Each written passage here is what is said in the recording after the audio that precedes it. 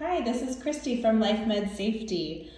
I'm going to be going through the TempusPro today, and I apologize for the echo. This room tends to be very echoey, so I do apologize for that. So I'm just going to walk you around the monitor here. We're going to start on one of the sides. Hopefully I can get this angled where you can see it. Just kind of walking you through this stuff. This top one up here, the green one, that's where your ECG is going to plug in. So your 3 lead, your 4 lead, your 12 lead. Your blood pressure will be the next one down. SPCO is going to plug in right here. This blank one on my monitor is a plug-in for those with invasive monitoring. This device that I currently have does not have the capabilities for invasive monitoring, which is why this is blacked out. Your microstream door here, that's where your capnography is going to be. I don't know if you can see that there, that's kind of tough to see. The door is going to allow you to see where the capnography is. And then the bottom two are where your temperature cables can plug in. And again, the TempusPro has the capability of doing skin, ET tube, or rectal temperatures. I'm going to turn this around. You've got the kickstand here on the monitor. So this kickstand goes up and down. You do have the printer here. This button on the side is how you're going to open up that printer.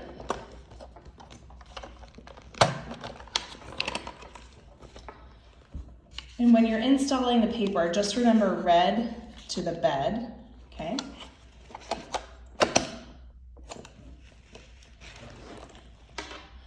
You also have cameras here.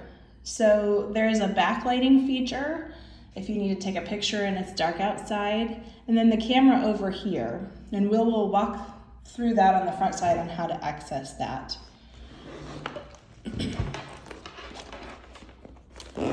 On the other side,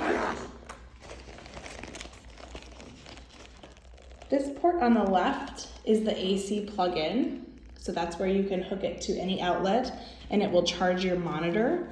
The one next to it is for a Bluetooth headset. A majority of our patients in Iowa, our customers in Iowa, will not be using this function. Below that, you have a tactical switch.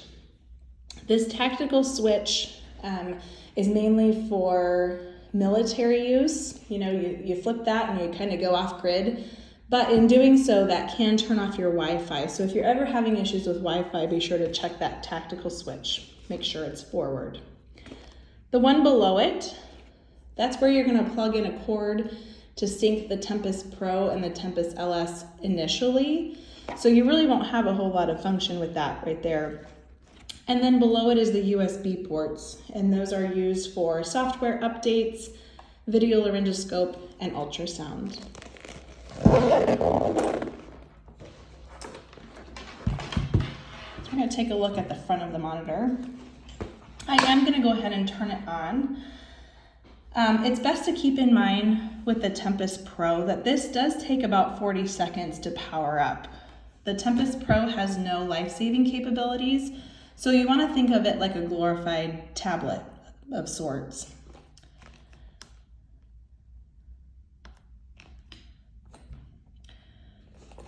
So kind of good practice to get in, maybe when you initially get the call, you power it on so it can be powering up as you're on your way to the call, or maybe you turn it on before you walk into the house.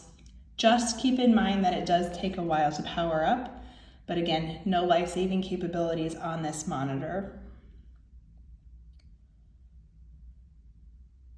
Every time it turns on, you will see that it performs a self-test.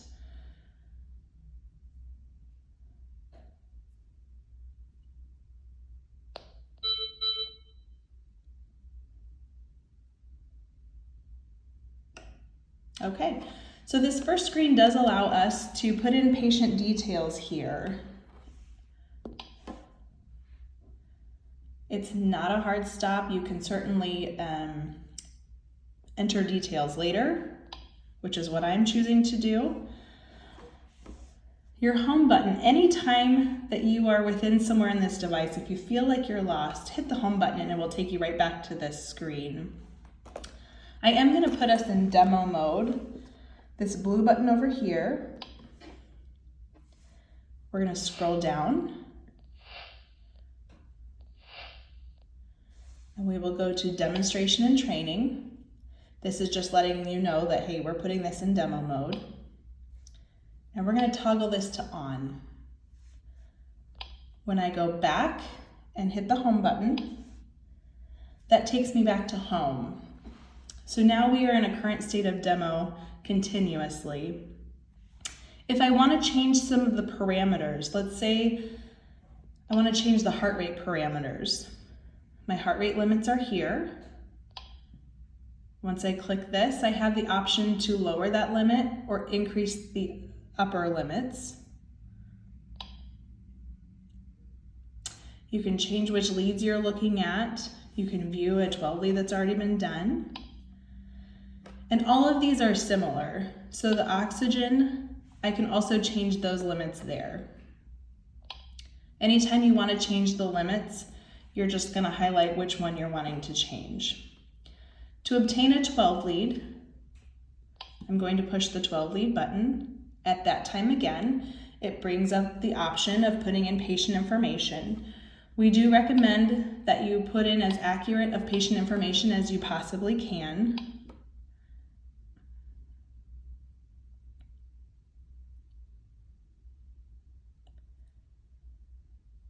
Now, once I press the start and record button, that is what's capturing that 12 lead.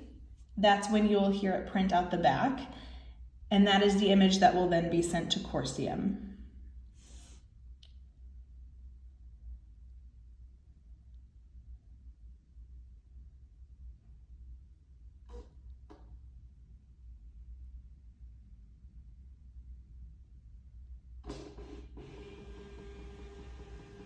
Okay, so that's printing. I'm going to go back. If I want to take a blood pressure, that big start button is what I would push. If this screen tends to be too busy for you, maybe you have a frequent flyer that you don't feel like you need to see the waveforms on, we have the option of changing what our screen looks like. I apologize, that's the wrong one. This one goes to a different screen here that allows us at that point to send patient data if we want. You can do a Tempus to Tempus handover. You can access the video laryngoscope or ultrasound here, or you can import any LS data. This next screen, I apologize, that's the one I was initially referencing. This one allows us a different view, okay? So maybe I just want to see numbers. I don't care about the waveforms. I don't care about the pleth and the O2. I just want to see big numbers. I can still obtain a 12 lead. I can still take a blood pressure here. But just some different views on your screen. If it's really sunny, maybe you want to turn on high contrast.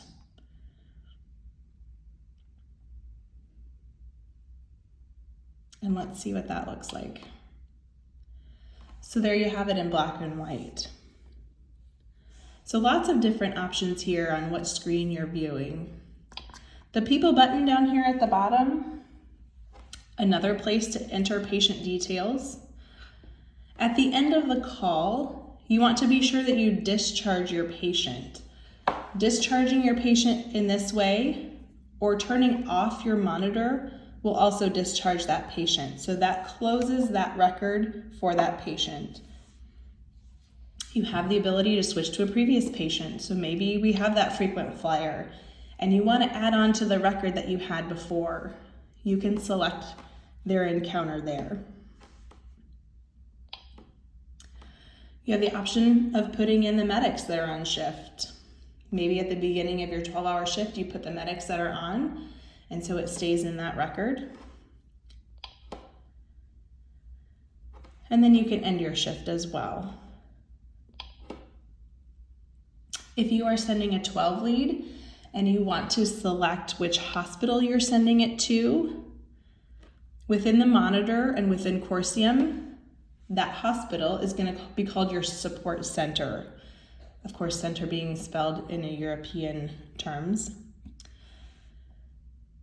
But this is where it allows you to select where you're sending your information. Remember, that hospital cannot see your information unless you allow them to see it.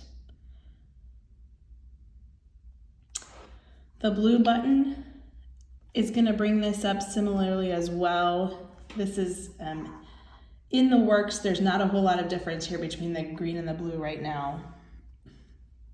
The blue one on the side over here, this is where you have the option of putting your device into demo mode. You can change your Wi-Fi, where you're connected there. Power and clock. Maybe you want to go into power save mode. This next button here, anytime you hit that, it will take you to the previous page that you had been on. Your documentation is going to be under this, kind of looks like a little notepad with a pencil.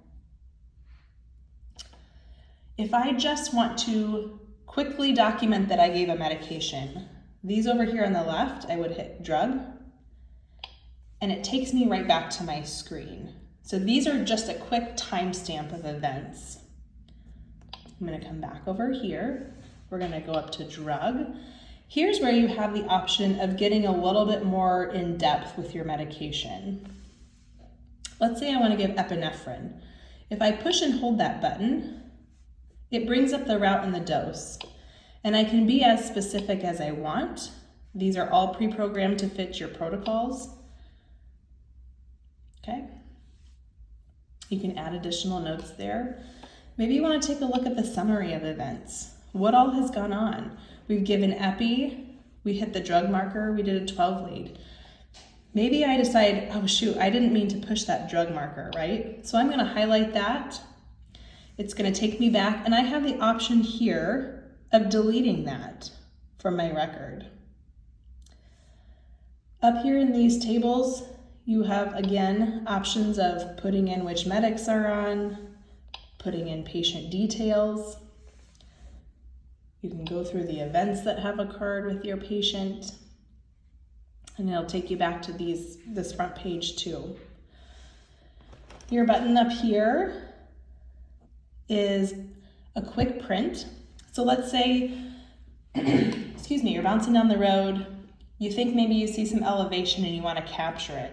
A quick push of that button will print the strip on your screen. It's also a really great way to go through a lot of paper, so just keep that in mind. If you're pushing this frequently, you're going to go through a roll of paper pretty quickly. If I push and hold this button, that brings up my camera in the back, okay? That allows me to take pictures maybe of an intrusion of a car, facial droop, anything that you want to communicate with the hospital. And there's that backlight button that'll kind of give you a flashlight if it's dark. Okay? Real quickly, I'm going to skip to the bottom of the monitor here because I didn't cover this. This is where your battery is kept.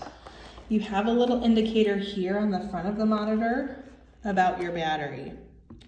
If I push that, it gives me an indication. Do you see those lights down here that have lit up? That tells me how my battery life is. I can see it up here that it's 88%. But if this is off and I want just a quick check of the battery, that's a great way to tell me how I'm doing. To take this battery off, you're going to push on either side.